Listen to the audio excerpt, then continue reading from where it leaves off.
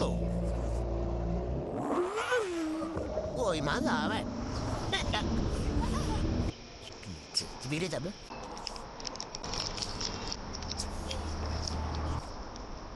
Saya sakit dekat.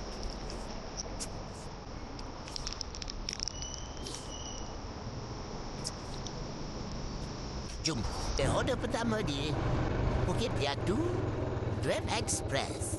Dah apa benda aku ambil entah Grab Express ni? Tak tahu dah, jom kita tengok sama-sama. Elko Lightning, betul tak tu? Mana Lightning kan? Hujan, oh hujan menyirami taman. Grab Express? Nama dia Wireman yang macam-macam ada kan? Nombor telefon dia? Betul tak? Kalau kita dia pakai nombor telefon. Kena buat 3 kali baru dapat nombor telefon dia semula. Nanti dapat aku tu kerja. Kosong. Pisang. Napkin. Putih nium apa ni? Apa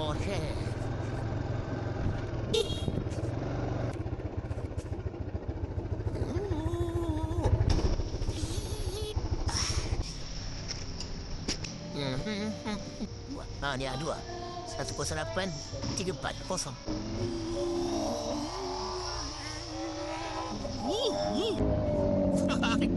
Motor tadi. Ini motor. Oi, marah kan? Sabar abang. Relax.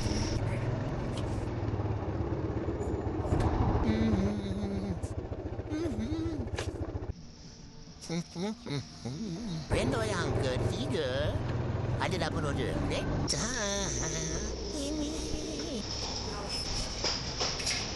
baik siap dia cap motor ni. Nak tengok cap pilihan mana toleh belakang buat macam ni. Nampak hijau, dah senang tu tayar toleh belakang. Pandai 510G. Okey. Ini Ada Costa Mahkota Hotel. Dalam kursi fantas kita keluar. Makanan Grab letak kat dalam ni. Ya. Okey. Okey. Dah siap? Wing 8. Wing 8. Okey. Saya letak dekat Wing 8. Thank you. Tega.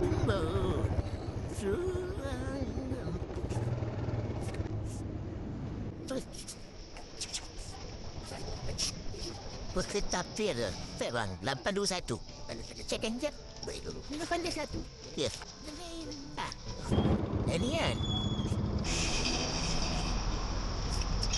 147. Okey, thank you. Apabila agak saya depan lagi. Agak dah tunggu depan ya. Agak udah wasen ya. Dah sampai dah. Ini Sembang 4 IP di Bukit Dua. Agak sempat lah solat Jumaat. Ya Allah. Test power.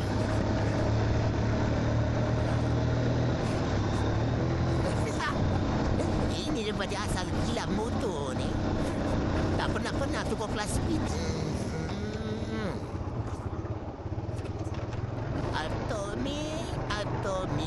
Atomentaro manalah kedai dicari.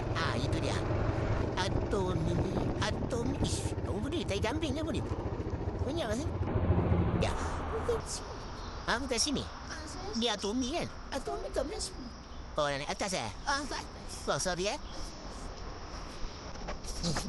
39. 39. Thank you. Thank you. Hari dia listen you. Alhamdulillah.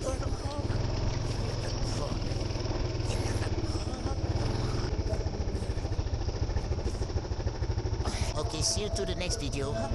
Bye-bye. Alhamdulillah.